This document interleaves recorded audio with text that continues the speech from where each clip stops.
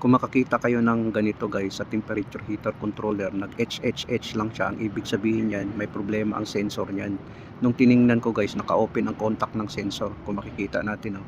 Kaya nga mag-HH yan, dapat yan i-close mo yan, i-splicing mo para mag-close ang contact niya. Yan, oh. Kung makikita natin, naka-HH lang siya dahil naka-open ang contact niya. Nung sinubukan ko guys na i-close, tingnan mo, naka-close na siya. Dapat ganun siya, dapat naka-close. Dahil pag mag-close ang wire ng sensor guys, makakasense siya. Pati sa init na rin, makakasense siya.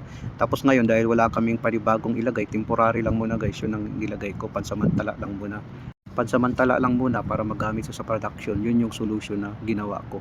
Kung mayroon ng bagong heat sensor guys, saka natin papalitan. I-short mo lang yung dalawang linya niya, tapos ilagay mo sa heater slot. Ngayon, nung sinubukan ko, tingnan mo, okay na. Nagre-reading na siya ng number. Tumataas na rin yung temperature number niya. Yan guys, tip ko sa mga baguhan. Kung sakali wala kayong available na sensor, yun lang muna ang remedy or solution na gagawin nyo para magamit nyo ang inyong heater. Yan kasi ay sealing machine yan guys na manual.